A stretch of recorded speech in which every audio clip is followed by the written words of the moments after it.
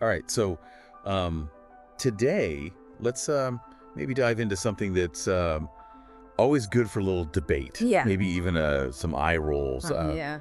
Why are some women attracted to older men? Mm-hmm. We've all heard the cliches, seen the movies, but today we're going like beyond the surface. Right. We're going to dissect an article titled "Older Men Win Young Women's Attention" with this.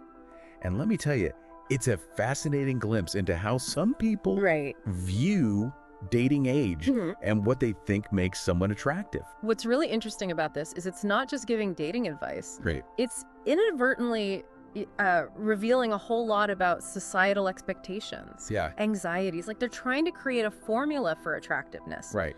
But is it really that simple? Yeah. Like follow these steps and you're guaranteed to win hearts. Totally. I'm skeptical, but that's what makes this deep dive so interesting. Right. We're not here to endorse this advice, but to pick it apart, see what it says about our culture, and maybe even learn something Surprising along the way. for sure. Right. And one of the first things that jumped out at me is the emphasis on Yeah. what age supposedly represents. Okay. You know, maturity, stability, life experience. Right.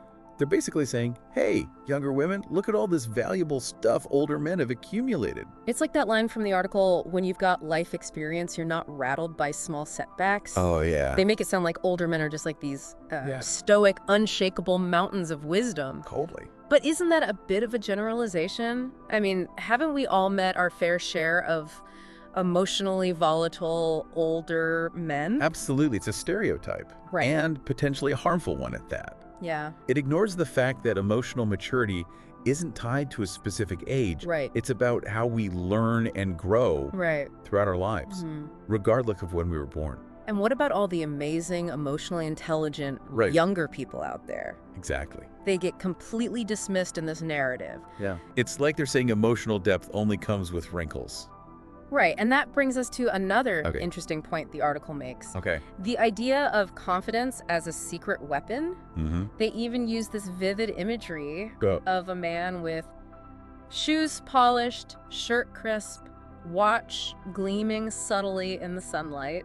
Oh, okay. It's all about presenting yourself in a way that signals you've got it together. Okay, so basically dress for the job you want, right? Exactly. But here's where it gets interesting for me. Okay. The article ties this into something called signaling theory, which they borrow from animal behavior, Oh, that's interesting. which I thought was fascinating. Yeah, it's the idea that animals use visual cues, bright colors, Right. elaborate dances to attract mates, and the article argues that humans do something similar. Okay. You know, our clothes, our grooming, even our posture can send signals about our status, our confidence, our desirability. Wait, so you're saying my outfit is basically my peacock feathers? Kinda, yeah. I need to rethink my wardrobe. But seriously, that's a fascinating connection. It is. So according to this theory, Mm-mm. we're all constantly sending out these signals, Yeah. whether we realize it or not. Totally, and those signals can influence how others perceive us, Right. especially in the context of dating. Yeah. Now, whether we consciously manipulate these signals or not, Right. that's a whole other question. Ooh, that's a good point. Yeah. Are we being authentic? Right. Or are we playing a game? Yeah. And then, of course, there's the question of whether these signals are actually effective. Right. Do they really work? Well, that's where things get even more complex because attraction isn't just about visual cues, right? Right.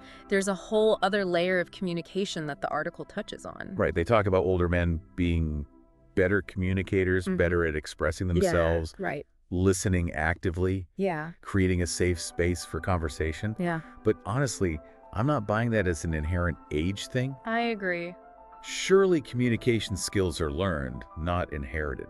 You're absolutely right. Yeah. I think that's one of the biggest flaws in the article's argument. Okay. They conflate age with experience, Right. assuming that all older men have magically acquired these communication superpowers. Yeah, it's like they're saying younger people just haven't lived long enough to know how to have a decent conversation. Exactly. As if good communication is only found in vintage wine cellars, Right. not on, say, a first date at a coffee shop. It's a dangerous generalization. Yeah. And it also completely ignores the fact that Yeah. there are plenty of older men who are terrible communicators Right. and plenty of younger people who are incredibly articulate and insightful. So it's not age itself, Right. but what we do with the time we have, Exactly. right? The experiences we seek out, Yes. the effort we put into learning and growing. And that brings us to a fundamental question. Okay. What makes someone a truly good communicator? Is it just about the words we use, or is there something deeper at play? Okay, I'm hooked. Let's unpack this communication thing a bit more, because I think that's where things get really interesting. Absolutely. Okay, I'm hooked. Let's unpack this communication thing a bit more, because I think that's where things get really interesting.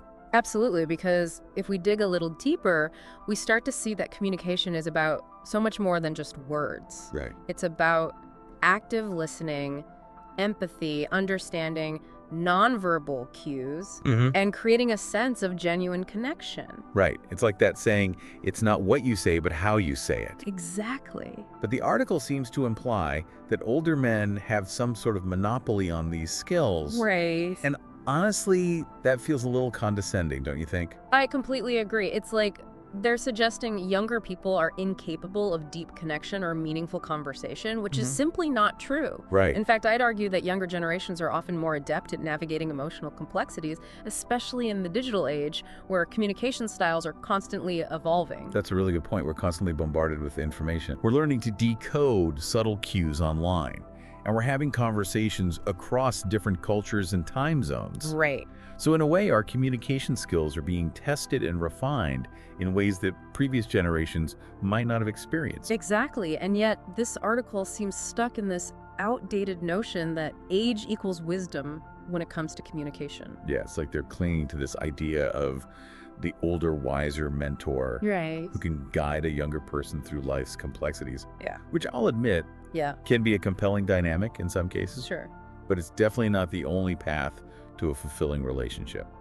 Absolutely. And let's not forget the power dynamics at play here. Right. This whole narrative of the older experienced man guiding a younger woman can sometimes mask underlying imbalances of power, especially if it's presented as the only acceptable dynamic. That's a really important point. We have to be mindful of those power dynamics. Yes. And make sure everyone feels safe and respected in a relationship, regardless of age or experience. Exactly. And I think that brings us to a key insight that goes beyond the superficial advice of this article. Okay. Attraction and relationships in general thrive on reciprocity. Okay. It's not about one person having all the answers or dictating the terms of engagement. Right. It's about mutual respect, Yes, shared interests, Yeah. and that spark of genuine connection. exactly. And, the article does touch on this idea of reciprocity, though maybe not in the most nuanced way. Right. They talk about it in terms of effort, Yeah. small gestures that show you care, like remembering details she shared, Right. planning dates that reflect her interests, sending a thoughtful message just to check in. Yeah. They even say these small acts of effort make a big impact, which honestly sounds a bit manipulative when you put it like that. I see your point. Like, do these specific things and she'll be putting in your hands. It's framing effort as a tactic, almost like a transaction. Right. But if we step back from that cynical view, I think there's a valuable lesson here about the importance of showing up in a relationship. Right. It's not about playing games or manipulating someone's feelings. It's about demonstrating that you're genuinely interested, Yes. that you're willing to invest time and energy into getting to know someone. And when both people are doing that, when there's a sense of mutual effort and appreciation, that's where the magic happens. Yeah. That's when a connection can deepen into something truly meaningful. Okay, so we've talked about maturity, confidence, communication, and now this idea of reciprocity and effort.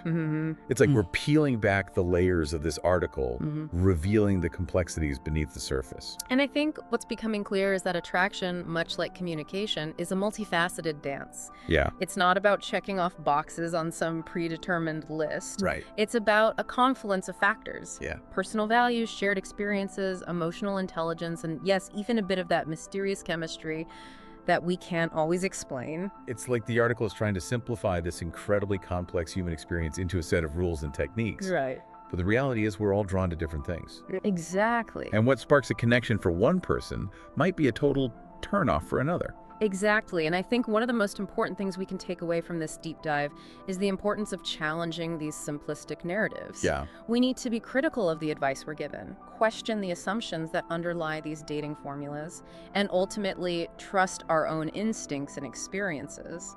That's such a powerful point. Yeah, Don't let anyone tell you what should make you feel attracted to someone. right. Tap into your own values, your own desires, your own sense of what feels right. Absolutely. And remember, The journey of finding connection and love is ultimately about self-discovery as much as it is about finding the right person. Right. It's about understanding what truly matters to you and seeking out those who align with your values and your vision for a fulfilling relationship.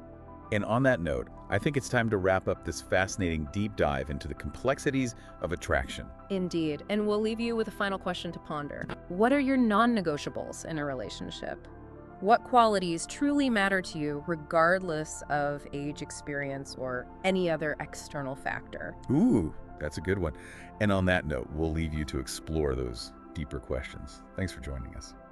It's funny because while this article tries to present itself as this empowering guide for older men, it actually reveals a lot of insecurity, don't you think? That's a really insightful observation. Yeah. It's almost as if it's trying to compensate for this perceived disadvantage of aging in the dating market. It's like they're saying, hey, don't worry about those gray hairs, just follow these steps and you'll still be in the game. Right. But it inadvertently reinforces this idea that youth is the ultimate prize, Right. which honestly feels a little outdated. It's a classic case of trying to fit a complex human experience into a neat little box with a set of rules, but attraction doesn't work that way. Yeah.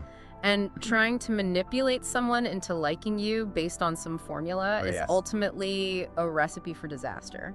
Authenticity always wins in the end. And I think that's a really important message to emphasize, especially in a world where we're constantly bombarded with these idealized images of what a successful dater looks like. Absolutely. Focus on developing your own character, your own passions, your own unique quirks. Yeah. Those are the things that will truly make you stand out and attract people who appreciate you for who you are. And remember, a relationship should be a source of joy and mutual support, not a competition or a game to be won. Right.